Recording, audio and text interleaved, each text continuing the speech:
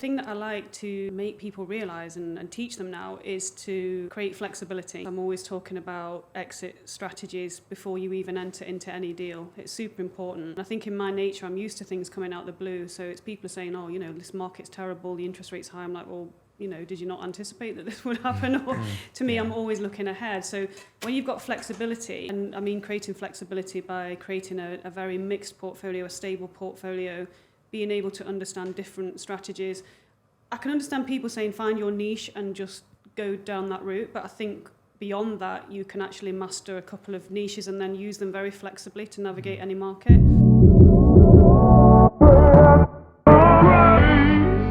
Welcome back to another episode of the Momentum Invest Accelerated Growth podcast. It gives me great pleasure to introduce Heather Smail, who's joined us today.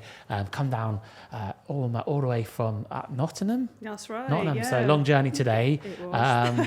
Property investor, developer, entrepreneur, mentor, sourcing, so much to get into. Yep. Obviously, you're here with my co-host Will Roberts, so thanks for Will for joining us. So welcome. Heather, welcome to the podcast. Thank you very much, guys. Yeah, thanks for having me. Thanks for coming down. Can you tell us about how you got started in property and investing? Yes, so that might take some while. So this was 13 years ago, 2010, when I bought my first property. And the reason behind buying that investment property came about through a bit of a tragic situation. So I basically lost my mum and dad when I was fairly young. So my dad was ill from the age of me being 4. He had an operation that went wrong. And it was a simple operation to remove a gallbladder, and it just went wrong. And he was then ill for pretty much the rest of his life. Had 13 operations in like 12 years and stuff like that. And he died at age 55 when I was 17. And when I was age 11, we actually ran out of money then, and we just lost everything, got repossessed, moved to a council estate, and we had a lovely big house before, big detached house, massive garden. So we just lost everything. They took the house, the car, everything that we had, apart from my dad's grand piano. He was he was a financial businessman himself, and he played the grand piano. He loved his piano playing, so that was the only thing that we actually owned outright. So that came with us to the council estate, which was quite an amusing situation to find yourself in. It took up the whole house, but that's a different story. And so, yeah, he was just never really well again. So my mum nursed him through that period of time, of course, and we were just poor from that point on.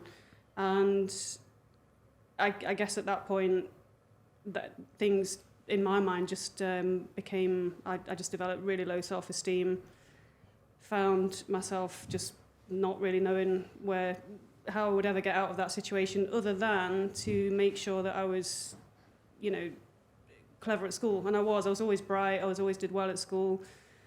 So I worked really hard, and, you know, did well, got good A-levels, and went to university and then did a subsequent degree. I did a degree in business and then a degree with the Chartered Institute of Marketing, so became a chartered marketer, worked in marketing for years. My mum suddenly got ill just before her 60th birthday, and she had lung cancer, and that was out of the blue because she was super fit and buzzing about everywhere, and then suddenly she was just seriously ill, and she died age 60. So I was 23 at that point, and I'd met my partner, who actually became my husband. We got married when I was 17, and we were together. And obviously losing my mum was just, my dad had been ill for a long time, so I kind of knew that he might die, but my mum's death was very much out of the blue.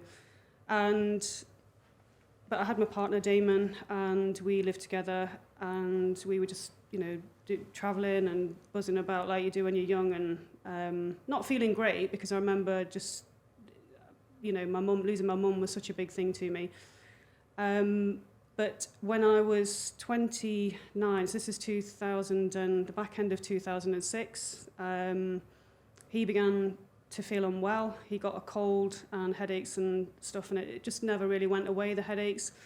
So I went to the doctors. Long story short, it took a total of 8 doctor visits to A&E various different doctors, blood tests, all came back fine. And then eventually they gave him a scan on his head, and it turned out that he had a brain tumor, and it was a bad brain tumor. It was a glioblastoma, so it was grade 4, malignant, and they basically said there's no, they operated on it, but they couldn't remove it all, and at that point we knew that he would die, and it was just a matter of when. And because he was so young and fit, he was 34 years old, and like 6'4", fit as a fiddle, sporty, active. The doctor said, we don't know how long this could take. It could take a year, 18 months. He might survive that long because he's so fit. And it's very rare in somebody his age. As it was, he died 2 months after the first operation. So the first operation left him actually very well. He came out of that and they said, this is a massive operation. He could die, or he could come out and lose his memory, might not know who you are, various things. And he came out of the operation and was happy as Larry that he was still alive and knew exactly who I was. And that was amazing. So we kind of had an amazing 2 months, but it was just felt unreal because I knew that he was dying at that point. And he never got to the point of having chemo and radiotherapy. It didn't last that long. Ironically, because when you're young, your metabolism is faster, it actually sped up the dying process. The cancer overtook him quicker, which in some ways is a blessing. But he died January the 23rd, 2007. And 2 days before his funeral, I discovered I was pregnant with our daughter. And bearing in mind, at this point, I'm literally ready for off. Like I'm not in a good place at all. I was not eating. I was just not functioning. Friends were looking after me, and I was very much like a zombie. And then discovered I was pregnant, and was like, wow. And I'll be honest, at the time, it felt like the pregnancy was trapping me in this world because I just wanted to leave. I didn't want to be here anymore. But I don't even know how, a lot of that time is a blur. I was really unwell. I weighed under 7 stone. I lost a lot of weight. My midwife was amazing, and she got me through the process. But some of it I can't even remember. It was just so intense, and in a really, really dark place.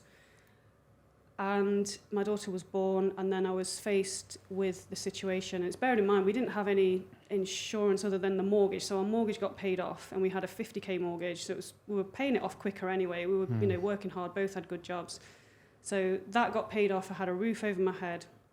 Obviously, when my mum and dad died, I inherited nothing because just a bill from the council, basically, which was a funeral bill. A bit of a kick in the teeth at 23, but it's kind of like,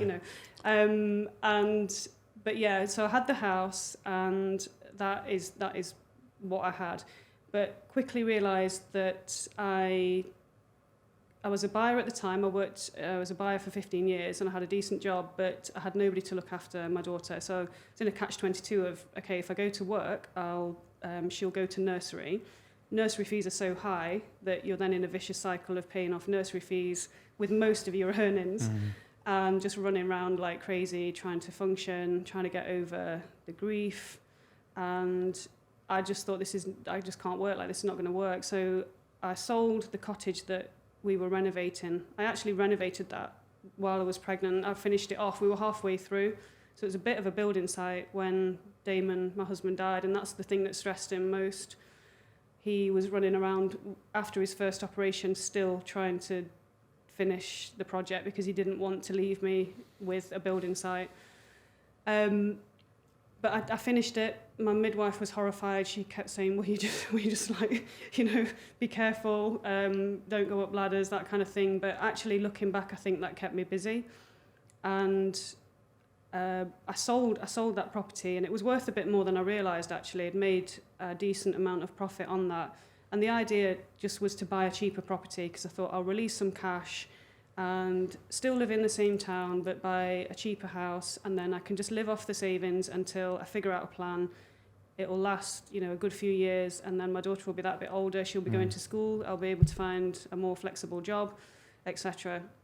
And I did that. So bought a cheap house, released about 100k in equity from my residential property, and then that was sat in the bank. And I suddenly thought, hang on, my dad always talked about buying property if you've got excess cash. So I looked into it and thought, if I buy a rental property, that's a good investment for me. It will go up in value eventually, and it's, you know, part of I didn't really have a pension, so I thought that'll be a pension. It'll provide me with a little bit of surplus income that should be fairly steady, and I'll pass it on to my daughter. So then she's got, if whatever happens, you know, she'll have something. So I went looking for a rental property, and the first one that I bought turned out to be a repossession.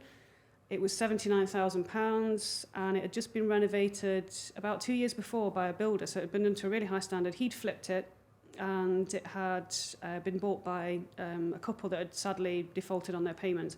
So it went into repossession. So everything was pretty new. It was good to go, and 79 grand. Rented it out for 650. This is in 2010. The original tenant's still in there to this day.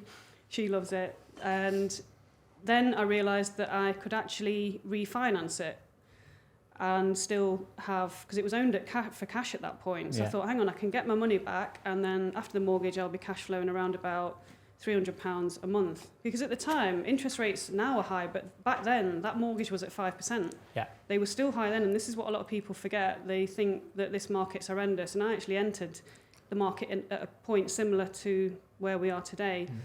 So I refinanced it, and it was revalued. I think it was about 9 months later, 120,000. And I thought, they've made a mistake. I don't understand what's gone wrong.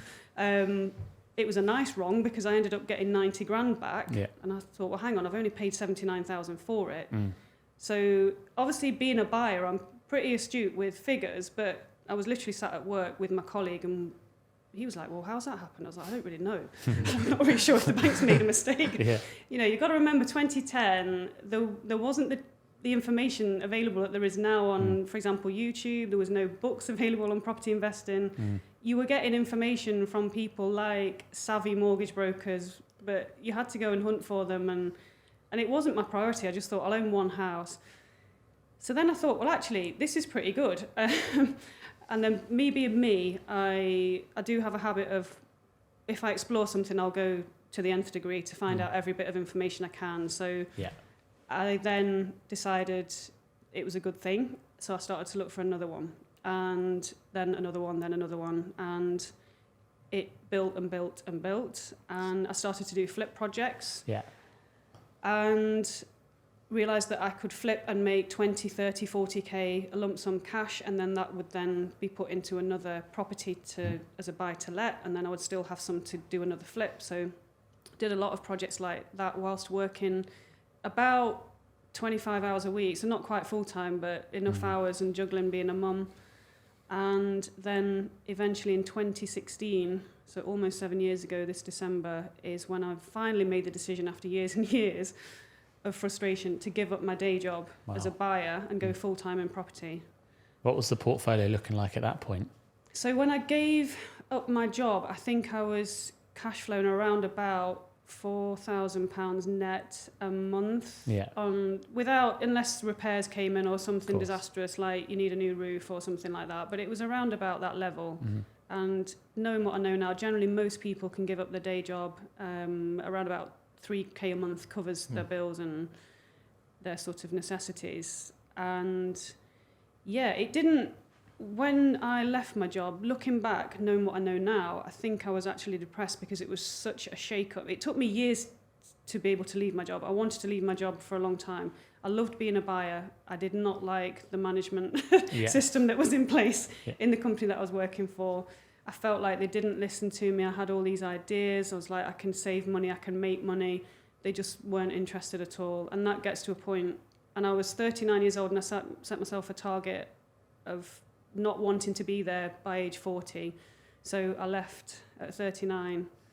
And it came after years of frustration. It just came down to my immediate boss refusing to let me go on holiday, and just for no other reason other than she just didn't feel like letting me go.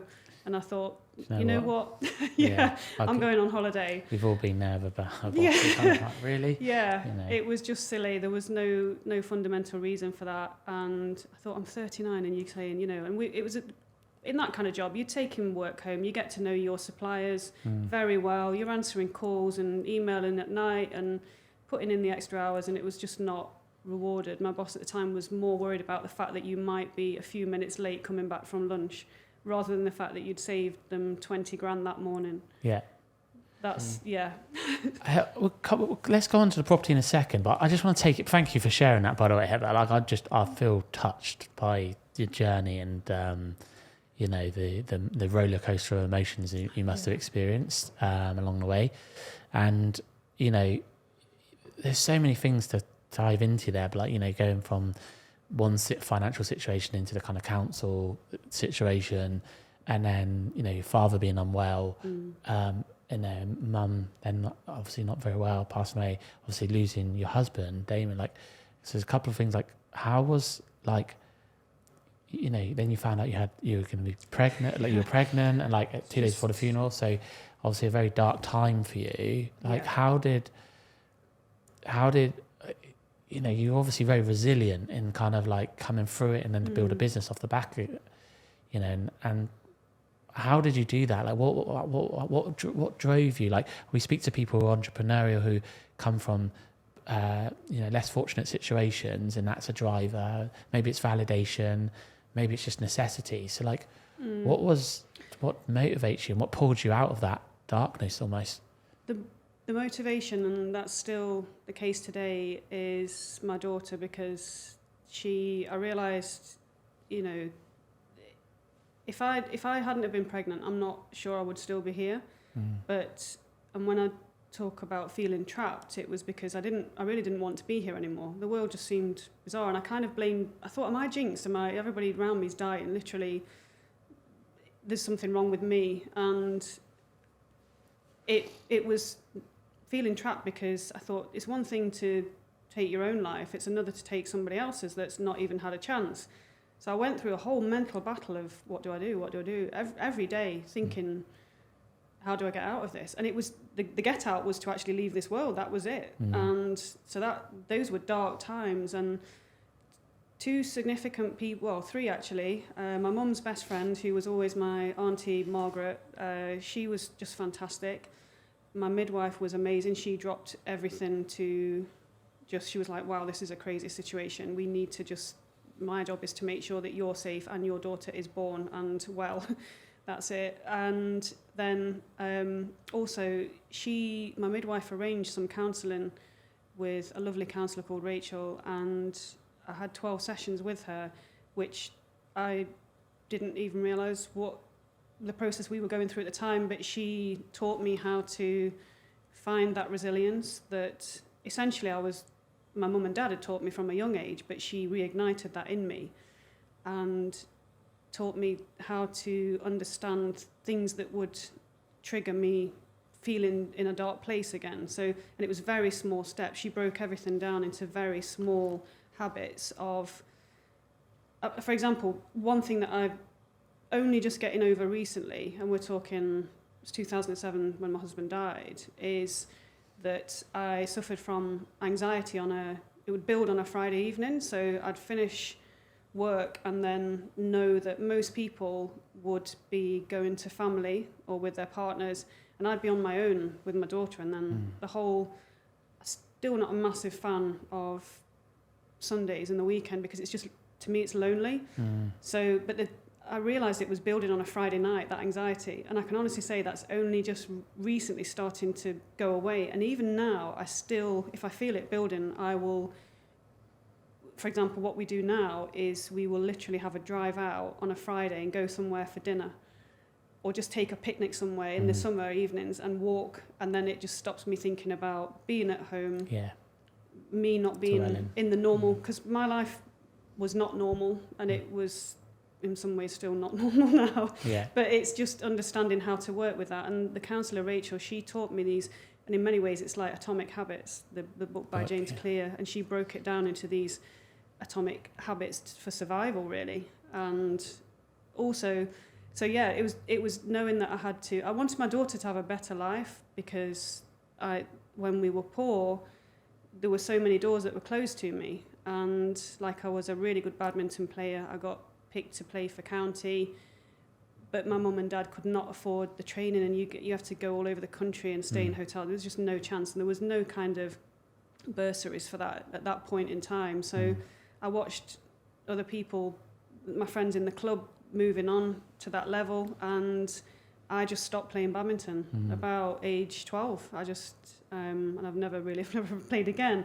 It's, you know, things like that. And I wanted my daughter to have options. I always wanted to play the piano, but they couldn't afford lessons, and my dad was ill, so he couldn't teach me. And so I've been able to engineer my life and that drive to provide her with the options. It's not about the money, essentially, but money does buy you options. I get that. I think with like the whole suicide thing, it's almost, a lot of people don't realise, but it's a coping mechanism to being overwhelmed by your situation. And it sounds like through getting help, then they showed you other coping mechanisms to deal with that. Like on a Friday feeling anxious, well, let's put this positive coping mechanism, go for a drive, have some food, change your environment, change your state. So it's like really powerful. And then especially with like, you know, what your kind of reason why for building a business and giving yourself more choices for the children, because you do see so many talented young children could go to do amazing things, but don't always get that opportunity because they've come from, you know, unfortunate backgrounds. You know, I see this a lot. It's a real the drive now, because I know that my daughter is I've provided for her. So in a way that box is ticked, but I just think I think I was so lucky to come from the circumstances that I did and actually come to where I am. And there's so many other young people will get lost, and those talents that they've got we'll never know about them. I just find that really tragic. It's a big driver of mine to actually try and, you know, I don't know what it will be, but sponsor young kids go into these deprived areas and just, you know, give them the opportunity to learn how to engineer their lives so that they can be financially successful, because that has to come first in those circumstances. There's very few people actually understand that unless you've been poor. It's you do need money to be able to buy yourself the options. Yeah. We do a lot of stuff with the Enterprise Network through the Prince's Trust. So helping like 18 to 30-year-olds get into business or get set up who come from underprivileged backgrounds, basically. So maybe a conversation off camera to talk about it. And we've got a similar kind of journey, to be honest. So can touch base off camera and talk a bit more about that. That would be amazing. Yeah, I love that. Yeah, because, I've got goosebumps now. No worries. Yes. Let's get into the business stuff. So in terms of property, what sort of key lessons have you learned along your journey? So in terms of property, key lessons. So, there are many. I think the thing that I like to make people realise and teach them now is to create flexibility. Create flexible exits. I'm always talking about exit strategies before you even enter into any deal. It's super important.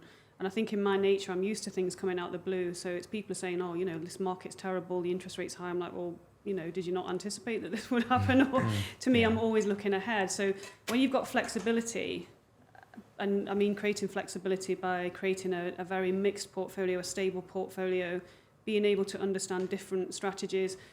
I can understand people saying find your niche and just go down that route, but I think beyond that you can actually master a couple of niches and then use them very flexibly to navigate any market. How old are you, if you don't mind me asking? I'm 45. You look amazing, because I feel like when you were like 34, I started doing the maths. I'm 35. You look great. Thank you. I don't know why. I seem to be aging quite well. I've got. This is like the happiest time of my life now. That's amazing. So I feel like I feel weight free now. It's kind of for the first time in my life. Awesome. I think that happened last year in 2022, and just kind of something lifted, and I just was kind of accelerated into a different world. And so you can like focus on the future more now and kind of building what you want to achieve, right? Yeah, absolutely. What's it like having a teenage daughter? I was a nightmare as a teenager. That comes into it. So there's a couple of like, 1 minute everything's fine, and then the next minute the door slams, and you're like, okay, what's why? And then you can't ask why, because that's it's tricky. I think being a parent is just relentless, absolutely relentless.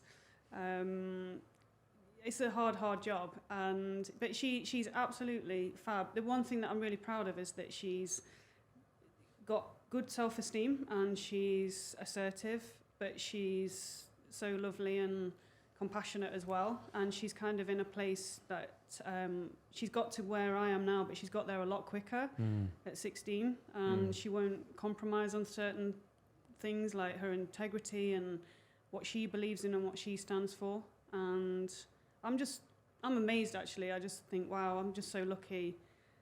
I mean, hopefully I played a bit of a part in that, but when you have a child, you don't know what you're going to get. I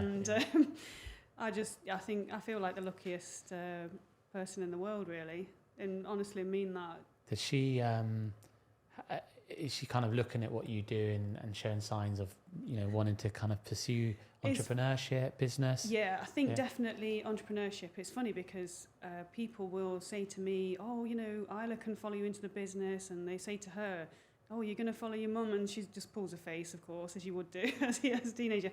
And I've never tried to, in some ways, encourage that. She almost sees property, because I used to go to property viewings with her on my hip, when she was a baby, and it was really awkward. But so she sees that as just part and parcel of life. That's kind of what you do.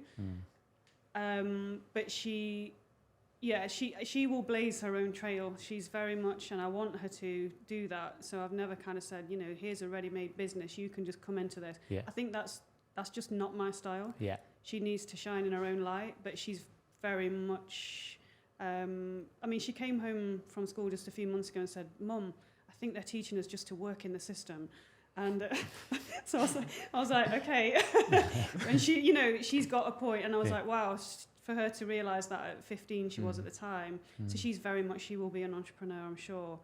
And what would you say to kind of, because property development can be very like male dominated, and how obviously and I'm not sure your client splits male females, and what would you say to kind of aspiring young females who are wanting to get into business or property development for specifically, is I think it's getting better. It's still very male dominated, and I'm not sure that. I think there's a female sort of presence there.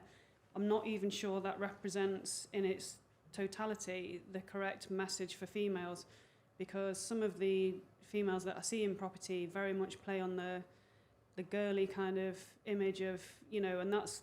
Don't get me wrong, I love getting dressed up and wearing high heels and going out for a night out and cocktails and stuff. But equally, I think that women need to stand up and portray themselves as strong and, empowered in property, and not kind of use the fluffy kind of pink stuff. That's just really not my style. So I think women need a representative, and to kind of push them into empowering it a bit more. But yeah, it is very male dominated. It's but it's getting better. It's getting better. I mean, I still get the because sometimes I'll rock up, especially if it's like an auction viewing.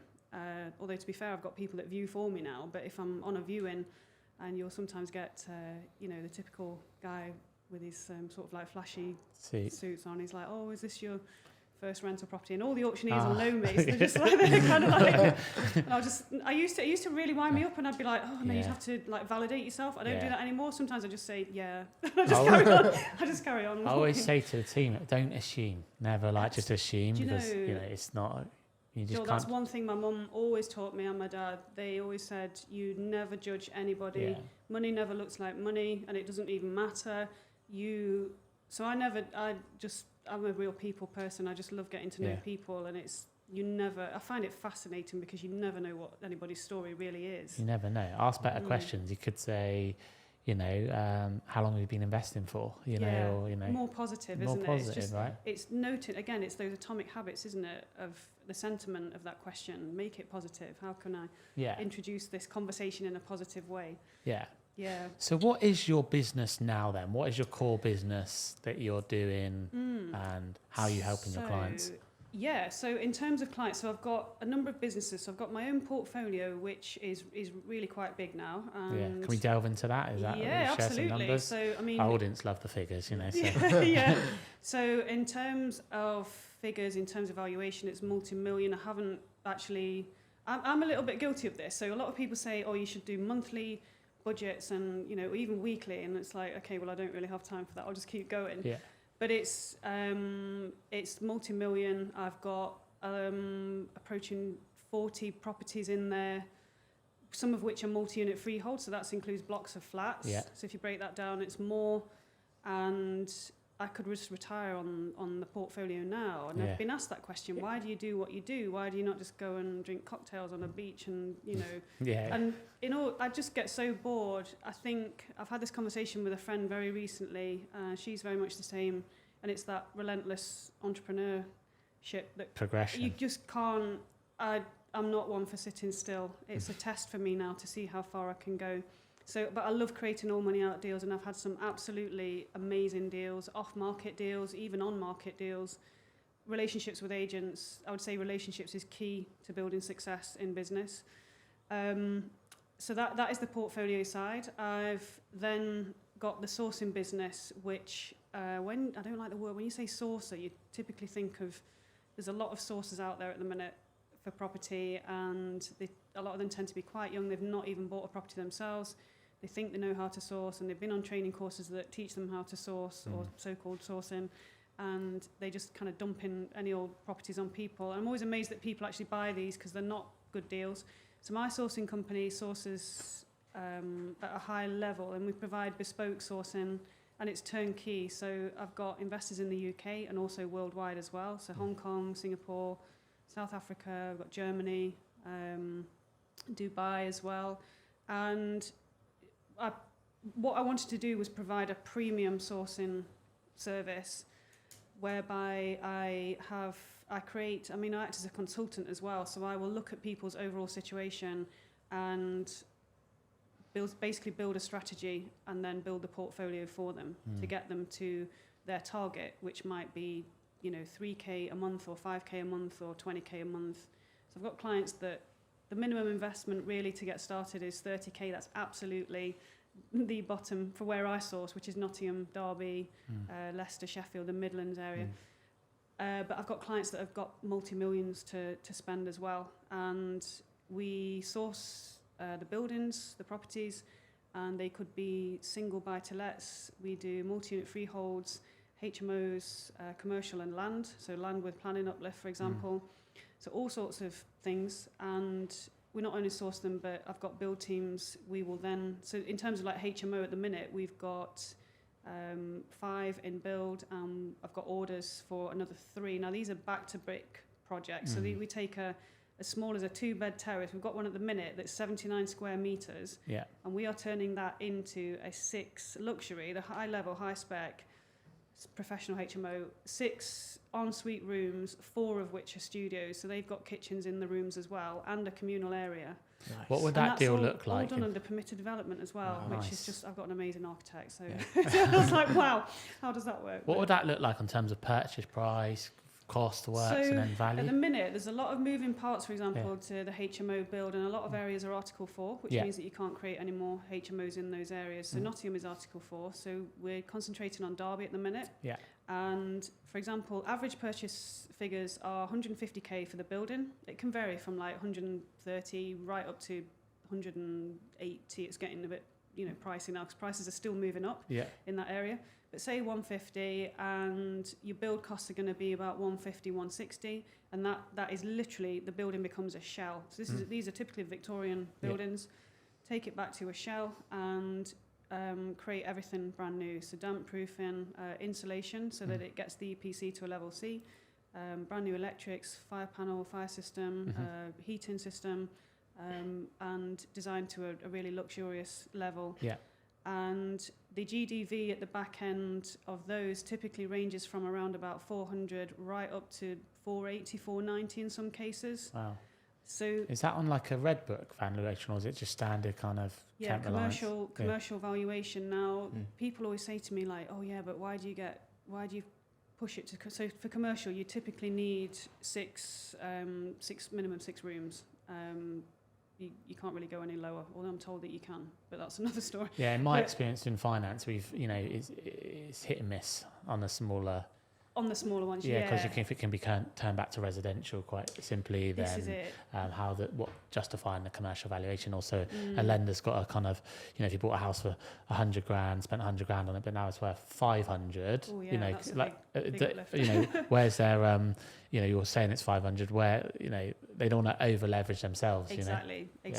We're finding, because we've done this model quite a few times, that it's working well in certainly Derby at the minute. Got precedent in that area. Yeah, absolutely. There's a lot of comparables. So there's a lot of comparables that have had commercial valuation within that quarter of a mile, and obviously, as you'll know, that's what the valuers use as well. And the one thing that really pushes that valuation is the rents. The rents are high, so for an ensuite room, you'd be looking at 625 minimum. Nice. And then some of the studios, my letting agents, wasn't one of our studios, but they were telling me that they rented out a studio room for £900 a month. That was a big studio on the top floor of a house.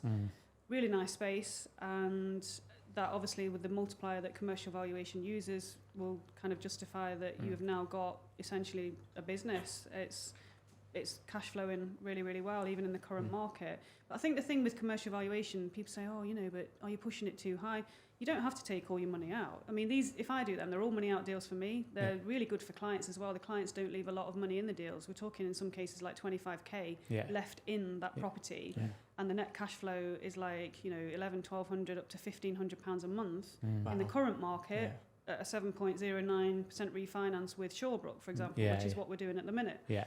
So that is an incredible property, but you don't have to pull out. People saying, but if I pull that out, like you said, the house was only 150 to start with. This is freaking me out. You don't have to pull out all that money, but what I'm doing for you is creating options and flexibility. So why would you limit yourself to just a bricks and mortar valuation when you can? For me to do something that's quite easy, I add that extra bedroom, make sure will get a commercial valuation, and then you can choose. Sounds like you're getting really creative with how to structure the deals. Yeah, I love creativity in business.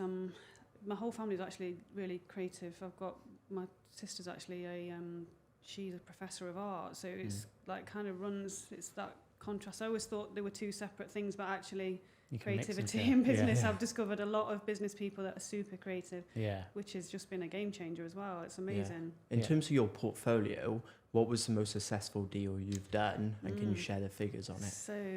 So there's a couple recently that spring to mind, very recently this year. I had an off-market block of apartments in a really nice area of Nottingham, Tree Line Road, and that was bought off market for 500k, and it was producing, so this is not HMO, it's block of apartments, everybody's paying their own bills, producing, I think it was around about 45,000 a year at that point in time, or it might have been 44 or something.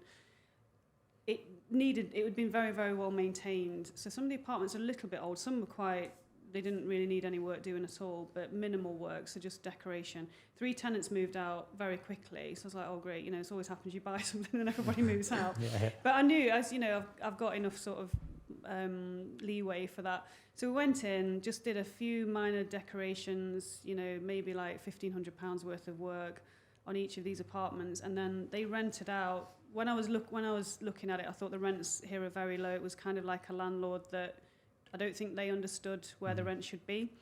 So I jumped at the chance to buy it. So we refurbed as each tenant moved, and then put the rents up, and it's producing now, I think 54. Three of the other apartments, the rents are still quite low. So when they go up, the valuation now on that, bearing in mind I only completed on this purchase in April, it's speaking to agents and valuers, it's going to be about 750, even 800 grand. Nice. It's also got planning permission there's an outbuilding And although it's in a conservation area, they got planning permission to convert the basement into it's got 6 apartments. The basement would be apartment 7, and then the outbuilding would be apartment 8. So then you can really maximise it and the rental. And if you moved it, for example, to service accommodation on the contractor market for professionals renting, then I'm actually not sure what that would be. I think it would really almost double. Are you managing the proper portfolio stuff? You've got an agent in the background? Yeah, so that one is agent managed because that is you've got things like your weekly fire testing, and it's a bigger block. Yeah. Beautiful building, it's Edwardian, it just looks stunning. I've actually managed to then buy another one round the corner, which I've just completed on in July. Again, off market. That was 350. Long story short, that's worth like 575. So again, all money out deals on these huge blocks are just mad. I never thought I'd be doing stuff like that. But no, I don't manage. They're agent managed at the minute. I'm off. All of my clients that work with me, well, say like 99%, all say, "Oh, do you manage the properties with your agency as well?" I'm like, no.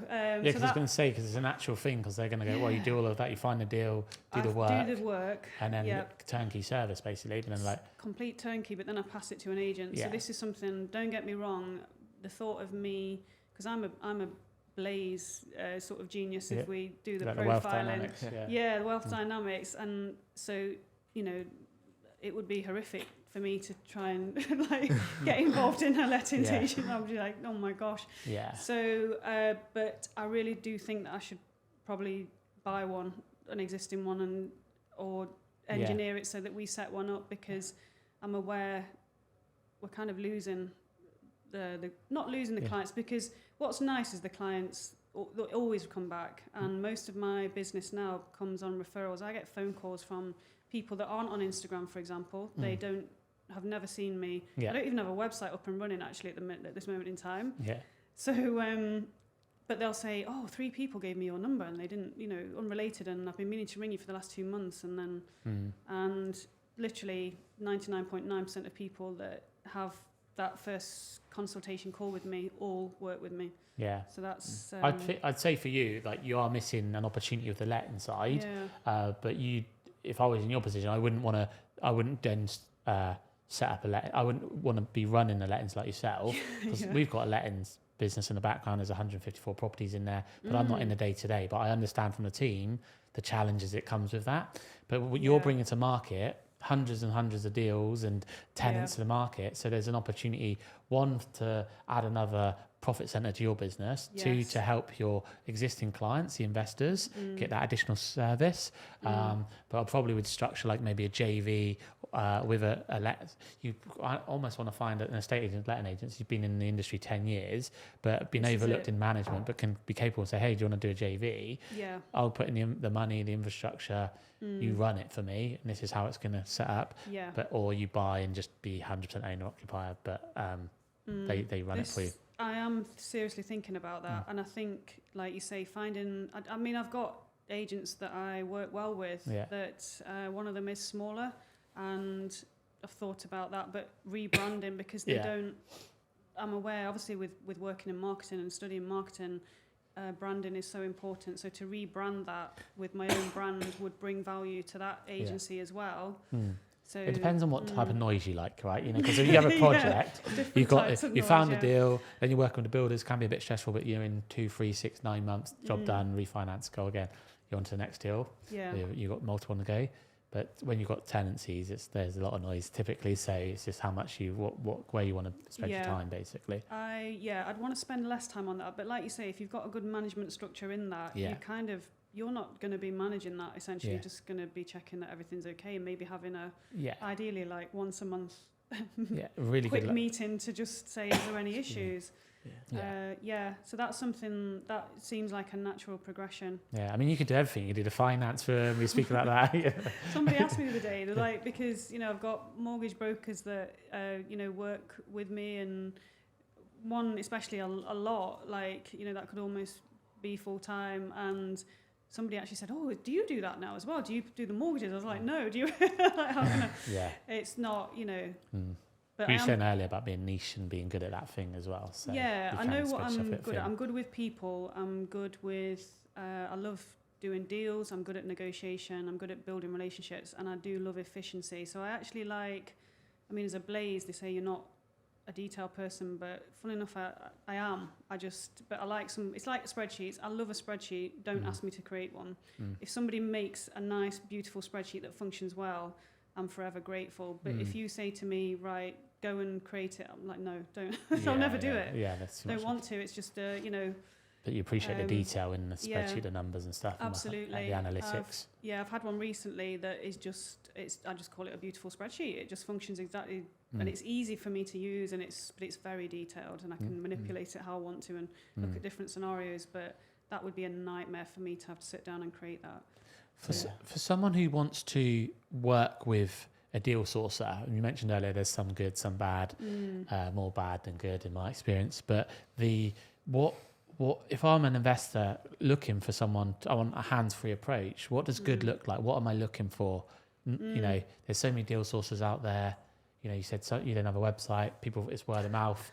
So it's coming. But I mean, people don't know, but I know you do a really good job, right? So what I'm saying is, as an investor, what do they need to be mindful of, or how do you demonstrate credibility to them? I think when people talk to me, within the first few minutes, it becomes clear the amount of knowledge and experience I've got with doing various deals, and my understanding of the area that I specialise in. So the actual geographical area of Nottingham and the Midlands. I know every street. I actually know people on those streets now that have lived on those streets for 40, 50 years, like the older people.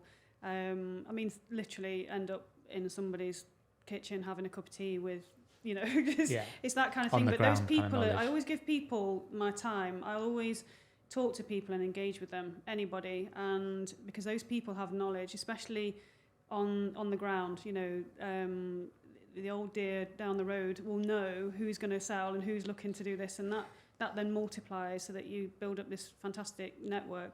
And I think the main difference with me is that I don't know many sourcers that actually have all of their own portfolio anyway and don't have to do this. Like, I don't have to be a sourcing company. I don't have to run it. I love it.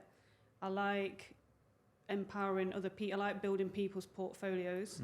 I love working with people and just seeing to me I think at first when I started doing it, I was really cheap. It was actually my mortgage broker that said to me, you are not charging anywhere near enough what you should be. And I was like, okay, but I'd never sourced for other people before. Yeah. It came about from a friend of a friend asking me to help them find a rental property. And then it just seemed to spiral. I'm not even sure how. It just, my reputation and people ringing. But fundamentally, when I got the pricing structure right, actually it kind of validated itself then, and you realise your own self-worth and that you have got experience, and that's worth paying for. Yeah. And I've not come across many sources. People either concentrate on their own portfolio or deal source and don't have a portfolio. There's not many that have got the experience I've got. And I think that in itself, is unique to work with, because I'm still building my own portfolio. That is, whenever I speak to sources, a lot of them, I don't do mailing lists. They it's like text this number to reserve this property, and it's very mechanical. And for me, it's all personal. I get to know my clients. There's clients at the minute where sadly their father passed away, and he was my client. But the whole family still carries on. They work with me now. And they'll be there. I see clients as this is a journey that we'll be on together for life, as long as I'm doing this. Yeah, definitely. And I think sourcing, you get all these training programs of like, make 3K doing deals and pay for this course that's 300 quid and we'll teach you how to do this. And what amazes me is that people actually take deals from these people who can't price up a refurb and have got no idea about subsidence or, all of these faults that can affect the price. And it's mad. So I think, like I say, where I am, just I validate myself very easily. I'll just be talking away, and then the client's like, "Sorry, what did you just say?" Or they just, for me, it's just normal. It's day-to-day speak, but then then you have to explain it to them, and for me, I just didn't realise how much knowledge I had. I've never been on a training course. I still haven't. Wow, so you've never done any training? Never done any training, just downhill. That was your first, kind of like the first thing. Yeah. And So what made you go to that event then? He invited me, just basically said, we need more women in property. So he messaged me about a HMO deal. There was one Saturday where I had... Oh yeah, because you're based in the same kind of location, right? Or he yeah, was so probably, Dan knows, Nottingham and Hucknall. Wow, so Hucknall was the place where I bought my first property. So he's got a lot of his developments in Hucknall, one of his offices, etc. So yeah, very literally the same place. And he was talking about, he understood the structure in the HMO deals, and he was like, wow, that's good, like 2 in a day, because the fees for them are quite high. I charge a premium because you're getting my expertise, and I'm literally doing everything. So organising finance, the architect, making sure that everything runs completely smoothly. But he's like, wow, that's good going, because I think I closed 2 and it was on a Saturday. And then we just got chatting, and he said, I asked him, I said, do you do mentorship? And he said, oh, you come on to the Property Entrepreneur event. We need more women empowered in property. Yeah. And he did a big discount, and then, he did a marketing thing, and I went there, and it was a good event. It was good, the caliber of the people in the room was just incredible. Yeah, so that was good. Amazing. I've never been to anything like that before, so... I really enjoyed it. It was great insight from the people speaking and meeting all the other property investors. Yes, a lot of really high players in that room. Yeah, I've never done any training even myself, but I just like a bit organic, like being in this space, and you learn organically. And but then Dan Same just messaged on Instagram, and he said come along, and then I was there, and I was like, it was really refreshing to be in a room of people who actually still, because the market's ever changing, right? So actually there's still motivation, and even hearing you speak then about, even at 7% rates, 6% rates, you're still making deals work. Yeah, I like that, because if people say to me, you can't do something, I'll say, well, you can, I'll make it work. Yeah. It's a challenge now. So, but yeah, I mean, HMO's still cash flowing net over £1,000 a month in 7% is just, that's good. Yeah. What about the multi-unit freehold blocks? Are you still in opportunities there? Because I'm quite interested in that at the moment. Yeah, so there are. They take a lot longer to engineer. So HMO deals, we can probably find the correct building usually within a couple of weeks. But you know what property's like. You'll get nothing, and then suddenly 6 come along at once, and then everybody's scrambling to try and close 6 deals. But with multi-units, they are great because you've still essentially got one building. You're not responsible for the paying the bills and the council tax, etc. The tenants are, and but they're harder to find, because I know that if these buildings come to market, they're just snapped up. Because if you like say one of mine for example at the minute, it's like generating 55k, that is enough for most people. Say you own that building outright, that's a good pension for somebody. So they're very much in demand. So people will pay a premium, because psychologically it's one house split into luxury apartments, and it's giving me 55k a year, and that's a really cracking pension. So they just disappear the minute they come onto the market. The only ones that hang around tend to be the ones where there's a few of these at the minute, and I've got some off-market ones for sale myself. But there's an odd configuration. So you'll get one apartment within the building, which is, for example, 70 square meters. And that's nice, big apartment. And then you've then got 3 studios in there, which are like 15 or 18 square meters. And as you'll know, the lending on that, then, because it's below minimum space standards, you will get lenders, but you are looking at sometimes 9%, 10% in the current market, which then invalidates the deal. In many ways, and you just think, well, why did somebody have that bright idea in the 70s of converting this beautiful Victorian building into one large apartment, which may have been their own apartment, and then they've just sliced it up into smaller units to maximise the rent, but it wasn't really forward planning very well. And you're left with a bit of a problem. And if you can get something like that at a really good, cheap deal, you can then just go in and rip it to bits again, create 37 square meters to meet minimum standard, make nice apartments, and obviously refinance at a more attractive rate, which you can still get refinance at below 6% on a multi-unit. So it's not much different from a single buy-to-let property in that respect. Yeah. You find yourself doing more of them type of deals, the HMOs for the cash flow rather than the buy-to-lets? HMOs are very popular with clients at the minute because a big psychological thing is when you get that cash flow boost, and this happened to me. So I talk about it actually. I was on a Zoom, funnily enough, with another sourcing company that appeared to be good at what they were doing. But I was sat on this Zoom with some other people, and I went through a stage. I don't know why I was doing this actually. It sounds mad. Thinking I'll just give them lump sums of money, and they can source properties for me. And I think this was just when my self-esteem was just not where it should have been. But I sat on the Zoom, and then the deals that they were presenting, I thought, these are rubbish. These are just terrible, and they're charging like 10k per deal.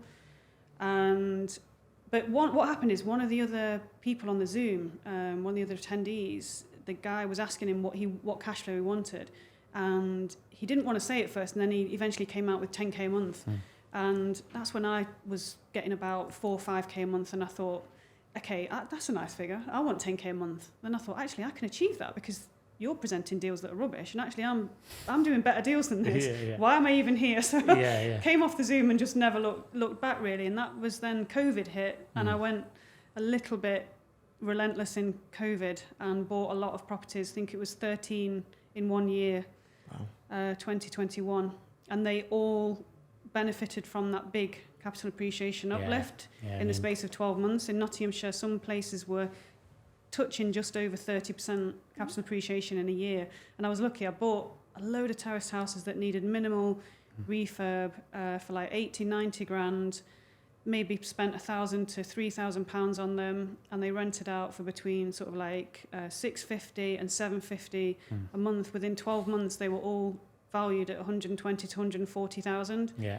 That's times by like 13. Locked in some 5-year fixes hopefully at that point. Yeah, some 5-year fixes, some were 2. I don't know what I was thinking, but you know, just like really cracking deals, and then started to buy the multi-units, and then obviously the HMOs for clients and engineering all sorts of deals, and the sourcing business is really just building, scaling quite rapidly. I think the thing that's holding it back is me getting systems into the business, good efficient systems, and finding the correct team members to feed into that as well. Although I've got a few really good ones at the minute, but that's going to build, and then I'll be able to kind of sit on top of it a bit more and create very much a very professional high-end conveyor belt of this is how we create wealth for you, my clients. Love that. Moving forward. Did you buy all those properties from the same vendor or different? Oh, no, it was mental. It was absolutely insane because the agents cottoned on to the fact that the capital in the news in COVID, it was like, right, we're going to see a housing price slump. Everybody started panicking. I actually thought myself, blimey, I'm going to have to sell some properties. The people are going to stop paying rents. It's going to be a nightmare. A good friend of mine just said, don't be stupid, that'll never happen. He's a multimillionaire, so he's fine for him to say that at the time, but I actually did. I thought, right, okay, get a grip, and I did, and I bought 13. But the agents were, they became, they were trying to. It was so hard to get those deals done. I remember agents, because agents are terrible, and just playing games, even ones that I had good relationships with, and almost losing deals when you'd it's just mad. But I managed to get a lot done. And it was a busy market then as well, wasn't it? Hugely busy. There was because what happened is we saw the market going the other way, and then the savvy investors like myself were just very quick to hang on, we want some of this. And I just asked myself a question. I was like, well, if you can buy a terrace for 80k, some of these terraces are like 93, 95 square meters. They're big. They're not small. Yeah. And it needs minimal work, and it's going to rent out for like 725. Why are you not buying them? Yeah. Even at that price. But then, because, one of them took 9 months in conveyancing, and it went up from the 90k I paid for it to about 105k value. The vendors were just not that savvy and didn't have a clue. Yeah. They were just thankful that I hadn't pulled out, waiting 9 months for the conveyancing. And I'm just sat there thinking, well, this is great, because every single week that ticks by, it's probably adding another 500 quid onto the value. So Yeah. I was just playing that one really cool. Yeah. So yeah, it was great time. How did you manage all 13 projects at the same time? Yeah, what systems did it make you realise you needed? That was mad as well. So I literally found a really good. It came to me as through a contact, and he said he was a handyman, but actually he's just like a really first class builder. Yeah. That then became like I've got a lot of trades from years ago, but they all work really well together. So I'd built up those relationships, and then Wayne came along and he just propelled it to the next level really. And he's just the loveliest guy. Similar to myself, I think he'd grown up in a poor area and struggled with knowing his own value, and I've helped him to try and realise his own worth, because the guy's next level. He can build anything, wraparound extensions, and he was branding himself as a handyman. And we're still working on that, but I'd love Wayne to come and work for me full time. Yeah. So it's just, it's giving that value back, and I do that with all of my trades teams. So, you can imagine they're not perhaps, they don't understand how to get a mortgage or even have connections with a broker and set up savings accounts for the kids, or ISAs for the kids and that kind of thing. So just helping them with my knowledge and being able to connect them with the right people, and then I know that if I ring any of them, even if it was 2:00 in the morning in an emergency, they would literally be right there. But again, it's the relationships. I value people. I'll literally if somebody has a situation, I'll stop everything and just talk to them. If they've got an emergency and it's a personal matter or anything, that's more important. I think that goes a long way, doesn't it? Massively. In the relationship, business relationship, personal relationship. Because people remember that, don't they? Yeah, absolutely. And I get asked, I did have sleepless nights with the property side of things in the beginning. It was quite terrifying, and just, you start to think, wow, and people ask me now, you've got all of this portfolio and this business, do you get stressed? I don't at all anymore, because for me, the real stress is when somebody's ill or somebody's going to die. That's stressful. Somebody that you love dearly, and you can't stop that. You just can't stop that process happening. You're going to lose them. That's stressful. But actually, none of this is stressful. It's just, I see it as fun. It's just that people think that's a little bit crazy, but it is. It's like how we react to things, isn't it? Yeah. And actually, life always throws stuff at us. Sometimes it's more tragic than other things, but typically day to day there is stresses put in front of you. Okay, what's the challenge? And I think it's how we react to them challenges that define us. So, and if you just said something then, I'm enjoying this. So I find this fun. I love it. So like which makes you probably more efficient in that, rather than like, oh my God, I'm overwhelmed. I've got so much on. I need to do this and this and this.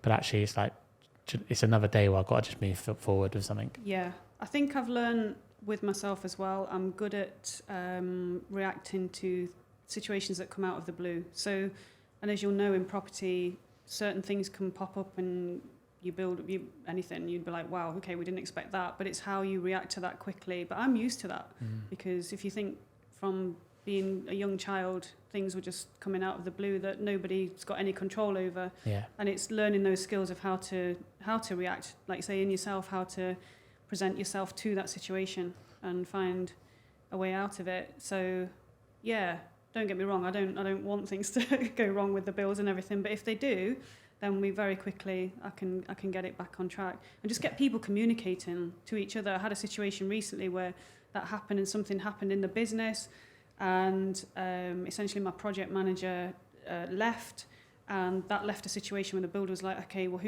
so I had to step in and go back to the floor essentially and get stuck in. I actually love it. I love being on site and train up my new project manager to get her well versed in what's happening. And that's just happened recently, but everybody communicating to each other I think that's a gift. I'm good at building teams. I'm good at understanding what people's personalities are and how they will react to each other. Yeah. And that's a game changer, because that creates harmony and efficiency, and then that increases productivity and creates financial success, really. It's, yeah. You've had a rollercoaster ride so far, with your journey. Can you give us some insight to, for your future goals and what you want to achieve? Yeah, so it's things are happening quite quickly, I guess, in my world, and I feel like everything's becoming quite successful, and it's like I just said earlier, Joel, not even having a website up and running properly yet and things like that, and like most of the phone calls are coming from people saying, oh, you know, I know so and so and they know you and can you help me, and those connections are fab. But the next goals are, I don't see any limits now. That doesn't mean I'm slacking off. If anything, it's building more and more the work. And certainly my daughter, with her being 16, she's much more independent and you get a bit of freedom back. So for me, I kind of feel like I'm in my 20s again, and this is another life. This is a new life to start again. Yeah. And how far can you take it? This is it. How far can it actually go? And I love doing developments. I love working with architects, and I've got a fab architect at the minute, and I just want to take that further and further and create a wonderful sort of experience for my investors, for my clients, that is in a different level, in a different class. Yeah. And because it's game changing for them, you know, people think that.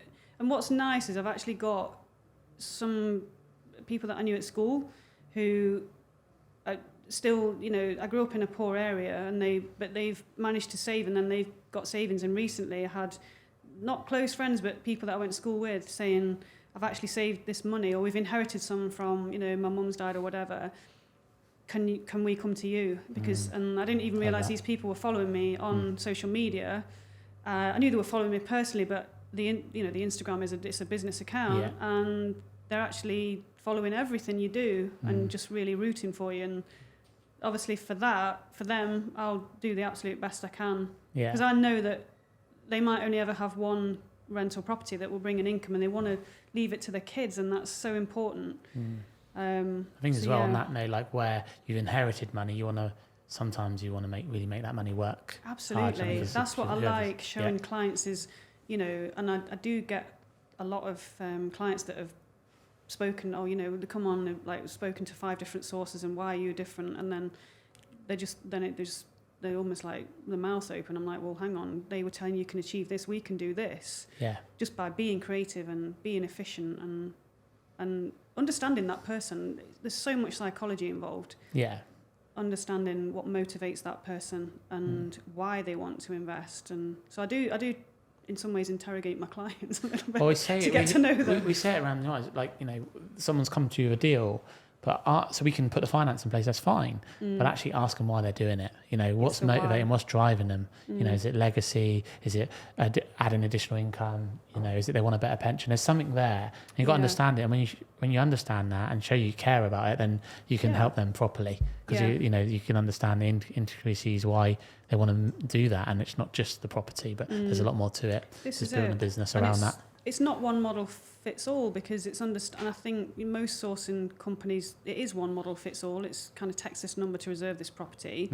We don't really want to know who you are. But for me, I know I know my clients really well. I know what motivates them. I know how risk averse they are. I know what's going to freak them out if I present something really wild and wacky to them. And it's you know, empowering them to the level that they understand to be free. But it's a big motivator for most of my clients is to actually leave their day job. Yeah. There's a lot of people that don't want to be in the system anymore. Fire your boss, as they say. Your boss, yeah. Heather, this podcast is called Momentum Invest. What does momentum mean to you?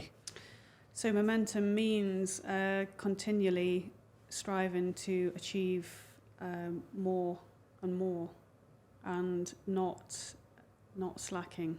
Momentum is perpetual, isn't it? It keeps moving. Unstoppable. Agreed. Agreed. I think, are we good? Yeah.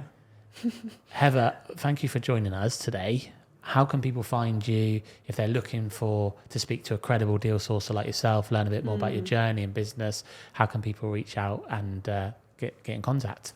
So the main the main way you'll find me is on Instagram, and I call it like the retail side. It's a bit of a catchy name, so it's Blonde Property. Yeah. because I'm blonde, naturally blonde. Yeah. I just thought you've got to have something that's. I love that you went naturally. Yeah, I am naturally blonde. Yeah, still. Yeah. Before I turn grey. Yeah. But yeah, it's Blonde Property. But we've also got Heather Smail Property Group. Yeah. And it's quite nice actually. If you just type in my name or you type Blonde Property into Google, it pops up with a lot of things. Yeah. Which is super cool. I can echo that. We follow Heather on Instagram, and there's lots of value in the content behind the scenes, property deals, what our clients are experiencing on the journey. So definitely check it out if you're interested in a turnkey service, basically, which I'll be speaking to you about afterwards. But thank you very much for joining us, Heather. Thank you for coming on. Thank you for having me. This podcast was brought to you by Ramsey & White Finance and Property Investors. We specialise in helping property investors fund their deals all across the UK. We also have Ramsey & White Wealth Management, Accountancy and Ramsey & White Estate Agents. I want to say a huge thank you to our sponsors, TFG Capital, who specialise in bridging and helping clients momentum invest by putting the right finance in place for their projects. Yo.